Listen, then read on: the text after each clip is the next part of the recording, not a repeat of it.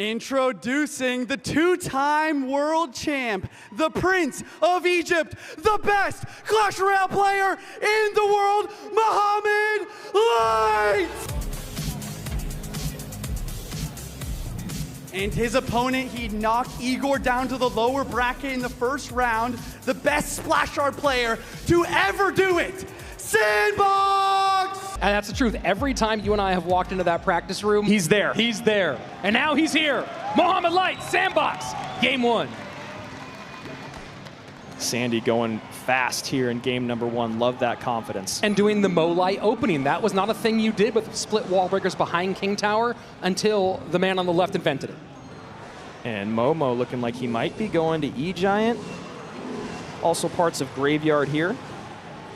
Certainly smells that way. Miner there to hold everything together and a NATO to clean it all up. Mohamed Light, maybe not totally happy with the way that went. Either that or he was like, that is exactly what was supposed to happen. I'm in my zone right now.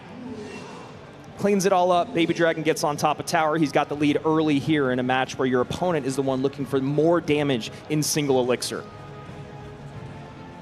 First minute away. SANDBOX opting not to eat that one. Had the skellies ready. And I love that we're seeing SANDBOX confident playing bait or playing a cycle deck against Mohamed Light to open. I like it. I mean, we've talked about outplayability for years now. Give yourself a chance. The other part of that, though, is when you have a deck that moves a lot faster, when you have cards that are a lot cheaper, if you make a mistake, it's very, very costly and hard to bounce back from. And Mohamed just slowing things all the way down. SANDBOX making sure he's not going to give away that King Tower activation. NATO was completely out of the meta for quite some time, just came back in a couple months ago. That nerf was brutal, but now the coupling of units on the board and what's actually working in the meta as we're seeing right now with Baby Dragon, that was not exactly what Mo wanted. Baby Dragon still should get one little burp on tower. Plenty for the Evo Ghost. Bowler picks up high. Wall breakers don't get touched by the bowler, and that forces out the hut. And Minions doing some work here. Evo Knight, though, should be able to clean most up. Man, that Royal Ghost just does so much damage. And as we saw in that last matchup, as actually we've seen all day, you never want to let that Royal Ghost go invisible again. This time switching sides. Miner to the back for SANDBOX. And there's the E-Giant. E-Giant's not going to touch the breakers, though. NATO for King Tower activation. Cannon going right into a Baby Dragon, though. That is not what SANDBOX wants. And Minions putting in work. That range buff so effective against the E-Giant when before it was completely useless to play Minions on top of an E-Giant. Or near it, I should say. And at the moment, as we are getting into sudden death overtime, it is SANDBOX with this critical game one lead, 17-31 to 23-13, but we've seen this song play out before. Yep. SANDBOX playing cycle, we're in double, we're getting closer to triple against E-Giant. Well, what's really important for SANDBOX is he's got to keep up the dual lane pressure. As you can see, and as you all know, when you're playing against E-Giant, the last thing you want is that perfect push to come together. And the best way to do that when you have a deck like SANDBOX's, rely on your opposite lane pressure, rely on your cannons, your high DPS units, and just control the board, control the pace. Bar barrels have been really nice for SANDBOX so far. Mo sets up Bowler one more time to the left. Baby Dragon has to get kited by that Miner. Minions come down. Minions going to get cleaned up for the most part with that Baby Dragon shot. And Evo Miner in front. There you go. An odd high cannon there. You think that's going to be sniped off the board. And Mo can see a big opening. Second cannon to pull. Not enough for Lightning. The double bowlers on the board. Cleaning up that Royal Ghost. Now we got the lineup. Bowler very healthy. And what a save. What a bar barrel. You are so right, Rich. Good damage on the right-hand side, though. Tower's basically even all across the board. SANDBOX in the lead with 1584 being the lowest tower on Mo's side. Mohamed changes lanes, goes to his strong side with the E-Giant, 40 seconds-ish remaining. Rich, for how insane of a matchup this is, this room, you could hear a pin drop right now. I mean, it's absolutely silent. Damage continues to stack up for SANDBOX. Now E-Giants in both lanes. 30 seconds remaining. SANDBOX is going to have to play the best defense of his life. Baby Dragon there. Lightning comes in to clean things up. Second cannon comes down. 1391. Lightning wanted to predict. The bowler lines up. The overwhelm. Mohamed Light endures. Building in lightning range. I can't play the units within bowler range to line up on top of tower, and I need to keep this all away from the E-Giant. I love this for game one for Mo. NATO out for Mo. SANDBOX already played Miner. Let's see if he goes something else that would have kind of that NATO gone value. And a little smile and look up there from Mo, and if you guys are familiar with watching him on broadcast, that is a horrifying smile. It looks sweet, but you know when you're playing against him and he's vibing, it's not a good place to be in. And he's playing Mortar. He's got my heart. A lot on the board for Mohamed Light to deal with. Valk, Baby Dragon, Bowler on that left-hand lane. That Ewiz is such an interesting pick. The stun ability is going to be very, very impactful throughout this matchup, and I think Mo's feeling good about what's happening. Perfectly timed log. An ability to, maybe Mo didn't expect to go all the way past the bridge. But that bomber just walks off into no man's land. Cannoneer going to clean things up, and that Boss Bandit putting in some nice work. Going to be a good King Tower activation here from Sandy. You see the little nod from both, the happy version from SANDBOX, the slightly frustrated version from Mohamed. And that's what SANDBOX got to do. You spent your 10,000 hours playing this game. Make the interactions that you know, take the wins where you can get them, stay in it. First 90 seconds away. So far, a little bit of chip damage on the right-hand side. Cannoneer from Mohamed Light, so doesn't have the lead despite the damage so far.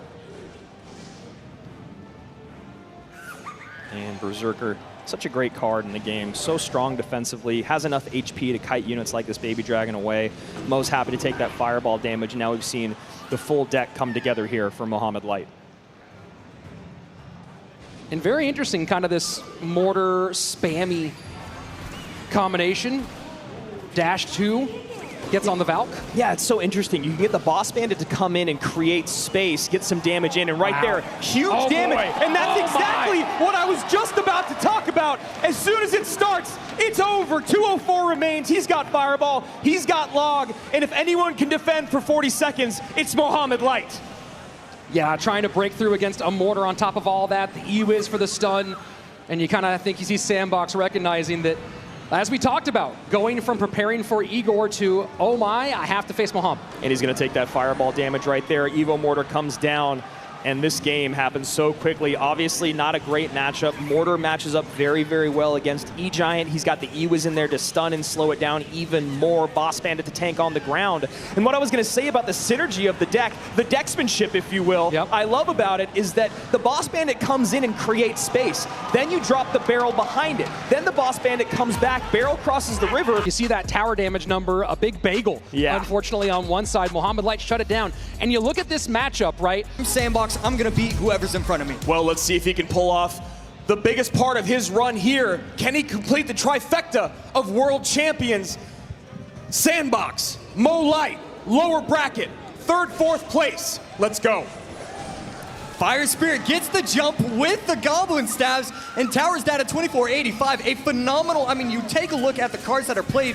Goblin Barrel, Fire Spirit, Guards, Bar Barrel, he should be receiving no damage. Instead, he's receiving a lot of damage, and a 200 HP lead and King Tower activation for Cal's SANDBOX.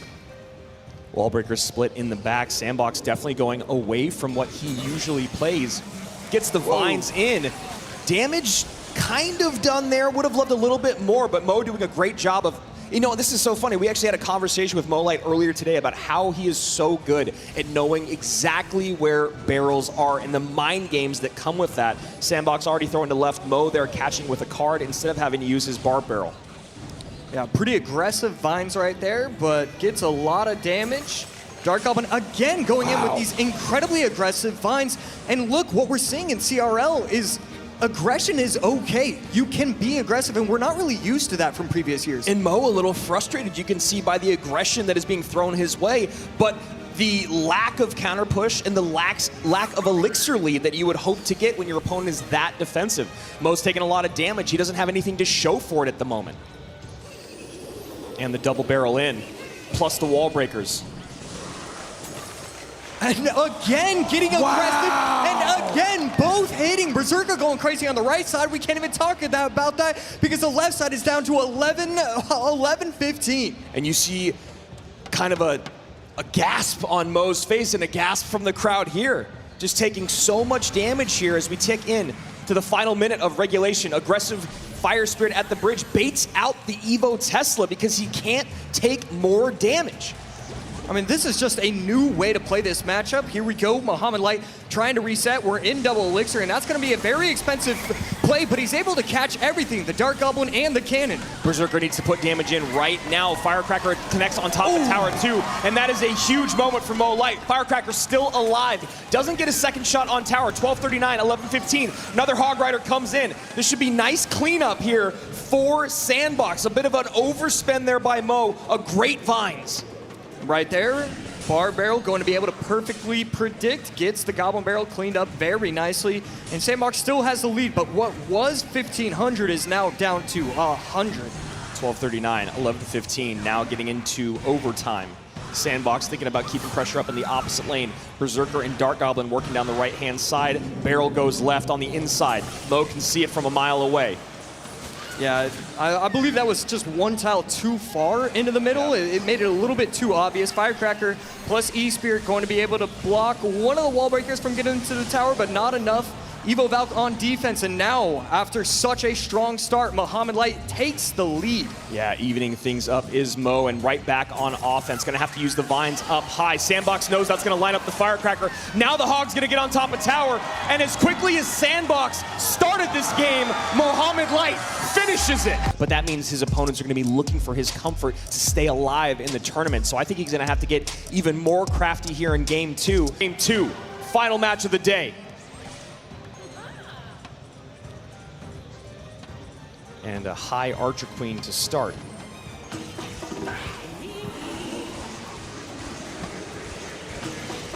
And the aggression doesn't stop in game 2 for SANDBOX. Poison on Valk, poison on the hut. Queen ability in, down just one elixir. Mo cycles a snowball. Snowball forces out the Ice Spirit from SANDBOX to protect the tower. Ice Spirit plus Miner not going to get any damage because of the brilliant Berserker placed just in time by Muhammad Light. And again, we're seeing Drill plus the Bomber forces out the Bar Barrel on defense on the Bomber. And the Ghost plus Skellies, that's going to be a little bit of damage. One little Goblin stab on top of the tower, getting it down to 28-52. And Royal Ghost working down the left-hand side. Can't catch it once again. Berserker to the right, Valk to the left. Yeah, very interesting for SANDBOX to just go minor poison control here, thinking that he can outplay Mo in the micro. And he does have some good responses for the Drill, the Barrel, the Skellies, the Ice Spirit, the Royal Ghost, all going to be great ways to kind of keep it at bay. And of course, the Miner, always going to be hard to pick up, but some good responses for Muhammad Light. Bomber doesn't get the second shot, so it is going to force out another card in response. Berserker comes down. SANDBOX going to try and clean that up nicely. And an interesting Goblin Hut, placing it as high as he did. I'm not sure how I feel about it. I think that's just another thing that I'm learning. I get it. You're trying to get a little bit aggressive and get some more value that you usually don't. So I like the play. I really do. Yeah, you're hoping that you're Spear Goblins. And there it is. We talked about this play yesterday when AC and I were on, when Juicy and I were on broadcast. That's the play. You go Drill, you go Rocket, takes the Ghost out of play, and then you get the Evo Snowball in. I love that they just pulled that off after we talked about it yesterday. See Muhammad Light a little bit upset. One of the interactions not going his way. Most of the other ones doing so, though, and both towers very close to each other, but I mean, really, that's okay if you're Muhammad Light. The Drill plus the Rocket, that's an easy 1,200 HP worth of damage once it gets the triple elixir. And there we go, getting very aggressive. A lot of these Drill Rocket players wait a little bit longer, but he knows how good his defense is, and he's okay with doing it. 1670 down, and knows that the bar barrel or skellies, anything that gives Rocket value is going to come down there with the Royal Ghost on the opposite side of the board. 21-13, 16-70. Is the same lane the way to go for the rest of this bout for both these guys, AC? Yeah, I think you have to, but it really is close. I'm surprised that he went Archer Queen opposite lane, but I believe it's getting a lot of value. Should be able to get 2 swings on top of the tower, and we are going to see that. I mean, SANDBOX putting in a lot of work, getting a lot of pressure on these towers. Really nice Ice Spirit just a moment ago from Mo, right as the Archer Queen popped her ability. And that should be a reset. Couple shots in, 3 shots in on that left-hand side, and things are even once again. Yeah, Valkyrie right there. on the back. The Valkyrie went to the back, and the Royal Ghost gets on tower. And that's going to happen again, getting the tower down to 647. And SANDBOX screams back into this battle, almost eliminated, now in the lead. Muhammad Light, it would have been better not to place a troop at that point, getting the tower down to 463. Evo Valk not understanding its priorities. And right there, Snowball gonna provide a little bit of value, but 1390, 463, this is looking like it's insurmountable. Nice pause there on the Skellies, making sure he doesn't give Mo too much value. Drill goes to the front. Hut's there, AQ's there. Rocket comes in, Poison goes out. 50 seconds remain. This is a foot race, and SANDBOX has the lead. Right there, Miner forces out the Snowball. It is going to activate King Tower. Very nice looking play, and technically there's still some sort of opportunity. That Hut being used now, knowing that his opponent is happy to rocket away, but he has the lead, is such an interesting way to defend. But it really paints Mo into a tough spot. And there you go. We're going to game 3. Surpass what had been going on. It was unsurmountable. So what does he do? He starts going opposite lane, hoping that maybe Muhammad Light, the only former world champion left in the mix, the only person able to get that 3-time championship. Does it come to an end here? Does SANDBOX make this the greatest run of his career? It already has been. Nice little Fire Spirit, going to be able to hop onto the Inferno Dragon and the Fisherman. And does he get any time? He doesn't, but this is an interesting interaction. Things getting a little ugly here for Mo. That Executioner is taking the Snowball, and that's gonna get on tower, and I think he still has a dash. He still has a dash. Right there, Boss Bandit chipping away at the tower. 3 shots, almost a 4th. Gets the tower down to 1657. Perfection of a start for SANDBOX. How does he want to respond to the Inferno Dragon? You knew it was going to be a great response. Guards forcing out a 2 elixir log, so 1 elixir to stop that Inferno Dragon. And the Inferno just gets a little sizzle on that tower. 4 cards played for SANDBOX, and the tower was already down to 1600. Guards come out as the 5th. He takes a lick of damage, 2976, 1657, working in the same lane. Wow. Heal Spirit in both decks. Wow. We're probably not going to see that for a while. SANDBOX pretty low, though, and you see him shake his head because, I mean, this is a lot coming down the lane. These Heal Spirit decks, as funky as they are, they can put in work, especially with this Inferno Dragon. I think Mo just recognized SANDBOX spent a little too much, and that is a perfect lightning, my goodness, but down a lot of elixir is SANDBOX. Ticking to 8 is Mo, ticking to 4 is Sand. How does Mo want to punish? Yeah, luckily going into double elixir, so not the end of the world for SANDBOX, but definitely not a good situation either. And both of these players just coming up with something new. Talk about that lightning being a lifesaver, Josh. That was such a great lightning time by SANDBOX to stop what would have been a tower-taking push. And the Evil Royal Ghost gets kited over to the right-hand side, and I don't know if that's what Mo wanted. RG down, 6 elixir to defend. Boss Bandit making work on the right-hand side still. Yeah, and I don't know what he has for this. The Heal Fireball Spirit, plus the Ghost, the Heal Spirit putting in work. The Ghost goes down! The Exy goes down! And SANDBOX is now finding himself in a similar situation as game number 1. I mean, these Boss Bandits, they're getting value, but it's just not enough. That's the problem with the 6 elixir card. As good as it is, as much value as it gets, sometimes it's just not enough. In this game, it's just difficult. He's not setting up the right pushes. Muhammad Light is just controlling the arena after that opening start. And now the Evo Exy here to clean things up. Ram Rider finally comes down to slow the RG. This should be a relatively nice cleanup. Goes for the Zappies in the middle. Mo plays with the left-hand side. Great defensive play there by Mo. You almost wonder if Mo is nodding his head because he respected the prediction or if he was just happy it didn't work out. And right there, Zappies plus Ghost. Ghost is going to disappear and respawn with a little bit more ghouls. There it is. And now needs to stop this RG. He has Yesterday. nothing. Okay. Evo. Oh! And it still gets a shot in. Fireball on the furnace. This is And looking this like should it's do over. it. This should do It gets it. there. Mo Light. Game. So Muhammad Light was able to bring it back in all of the games, all the sets, and